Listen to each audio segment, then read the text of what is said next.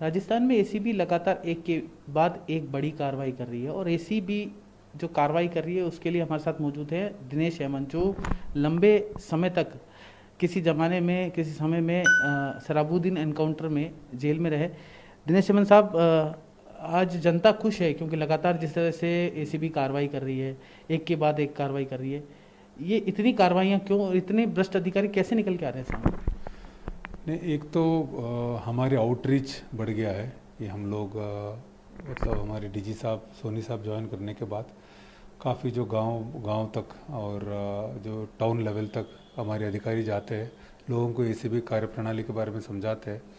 इसके अलावा इस सरकार के दो डिसीजंस काफ़ी इम्पोर्टेंट रहे। एक तो 1064 हेल्पलाइन चालू किया गया, ठीक है, जिससे क्या हुआ कि कोई भी आदमी जिसको भी अगर ट्रैप कराना है, उसको कभी प्रॉब्लम पहले ये होता था, उसको पता नहीं चलता कि कहाँ जाना है। जैसे अलवर में किसी को ट्रैप कराना है, अधिकारी कहाँ मिलेंगे, कौन अधिकारी है, उसको एक नंबर पे कॉल करना है। अभी 1064 पे कॉल करते ही हमारे ही जो 1064 के जो अधिकारी है उसको गाइड कर लेते कहाँ जाना है, कैसे करना है, तो एक इनके ईजी एक्सेस हो गया।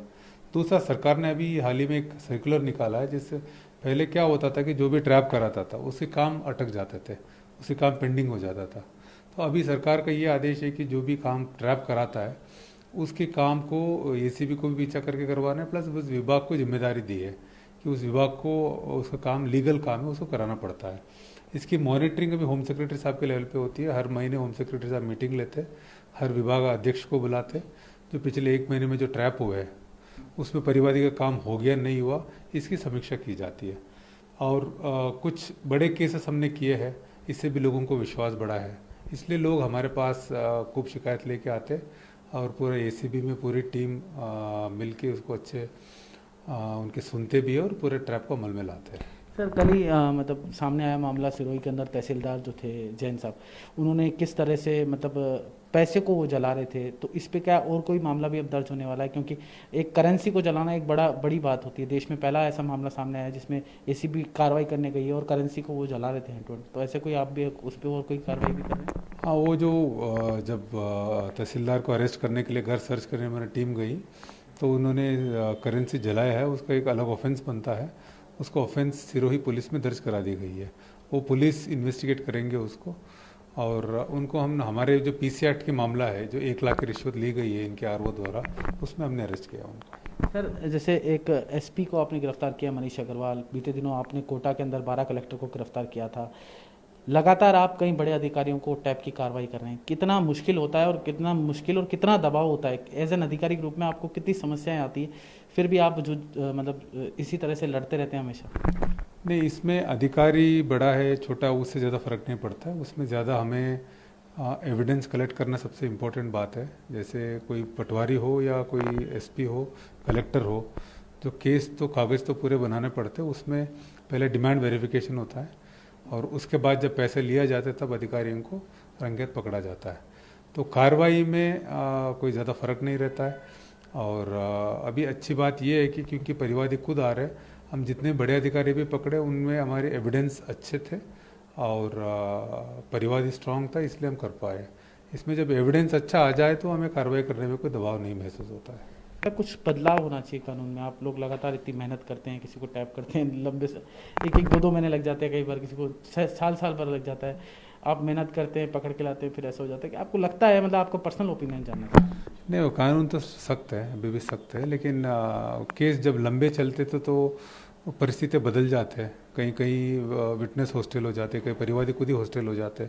ज़्यादातर केस इस तरह से इस वजह से मतलब कन्विक्शन नहीं हो पाता है, बरी हो जाता है। कानून की तरफ से तो ठीक है, वो थोड़ा इम्प्लीमेंटेशन में और थोड़ा हम बेहतर कर सकते हैं। मतलब 7 साल आप लंबा अरसे जेल के अंदर रहे, किताबें भी पढ़ी, योगा भी किया, क्या सीखने को मिला? और क्या इतनी किताबें आपने पढ़ी, क्या सीखने को मिला? और क्या आप जनता को आप इतना अच्छा दे पा रहे हैं आज? कितना आपको सीखने को मिला उस ड्यूरिंग में? क्या क्या सीखने को मिला? कितनी हिम्मत आई, जज्बा आया? सबसे बड़ी सीखने को यही मिला है कि ज़िंदगी लिमिटेड है। हम सब कोई 1000 साल जीने वाले नहीं है। हर एक की 50, 60, 70, 80 साल ही जिएंगे। तो जो भी परिस्थिति हो, यहाँ इस धरती में आए तो खुश रहना चाहिए, एंजॉय करनी चाहिए हमें। हर परिस्थिति परमानेंट नहीं रहता है, वो तो टेम्पररी है। और हर परिस्थिति में भी कुछ ना कुछ अच्छा ही होती है। अब जब जेल में था, सही है, बहुत कठिन समय था, लेकिन फिर भी वहाँ खूब किताबें पढ़ने का मौका था और खूब अपने ऊपर एक्सपेरिमेंट करने का मौका था, अपनी सेहत को अच्छा रखने का मौका था। और जो जेल में जो कैदी एक चला जाता है वो किस तरह से बिहेव करता है, क्राइम क्यों करता है, बाहर आके वो क्या करना चाहता है, अपने आप को कैसे वो देखता है और समाज में अपने आप को कैसे देखता है, इस तरह के बहुत सारे पहलुओं को स्टडी करने का भी मौका मिला। और एक कुछ बड़े क्रिमिनल्स हमने देखे, बड़े क्रिमिनल्स किस तरह से जीते हैं, किस तरह से रहते हैं, किस तरह से कॉन्फिडेंस मिलता है उनको, वो सब स्टडी करने का मौका मिला। कुछ इसी जो अनुभवों को हमने अनंतपाल ऑपरेशन में यूज़ किया, तो उस पूरे गैंग को हम सफलतम तरीके से उसको हमें एक अंजाम तक पहुंचाने के लिए मदद मिला। तो बेसिकली यही है कि जो अल्टीमेटली सब किसी न किसी दिन यहाँ से तो जाने वाले ही है, जब तक रहेंगे खुश रहना चाहिए और जो सिचुएशन है इसकी बहुत ज़्यादा सीरियसली नहीं लेके दुखी नहीं रहना चाहिए। सर बिल्कुल ठीक बोला आपने, खुश रहना चाहिए। जनता को आप खुश कर रहे हैं, लगातार कार्रवाई पे कार्रवाई हो रही है। अब बात करें जनवरी से लेकर अब तक कितनी कार्रवाई हो चुकी है और कितनी बड़ी कार्रवाई और कर चुके हैं? अंतिम क्वेश्चन।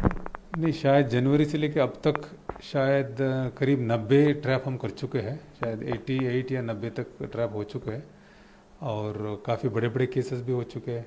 एक SP 200 अरेस्ट हुए और एक 2006 बैच के RSL जो जयपुर के जो JSLTC कंपनी के जो MD थे, RAS थे, वो अरेस्ट हुए और कुछ RPS अरेस्ट हुए, कुछ SDM अरेस्ट हुए और इसके अलावा भी काफ़ी बड़े बड़े केसेस किए हैं हमने और लोगों को विश्वास बढ़ा है और सरकार का भी पूरा सपोर्ट है और लोग भी हम सामने आ रहे हैं। मुझे लगता है और बेहतर काम करेंगे आगे हम।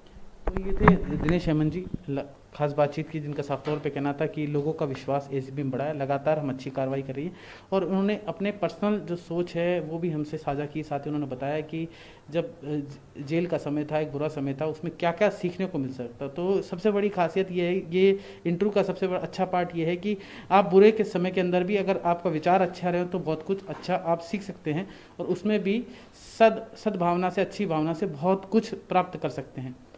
कैमरा पर्सन शक्ति के साथ Jitesh Jethmalani, TV9 Bharatvarsh, Jaipur, Rajasthan.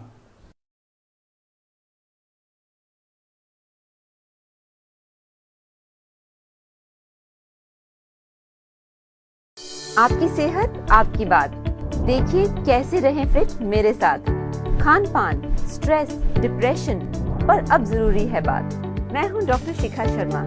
TV9 digital पर देखिए मेरे साथ। आप फिट तो सब हिट।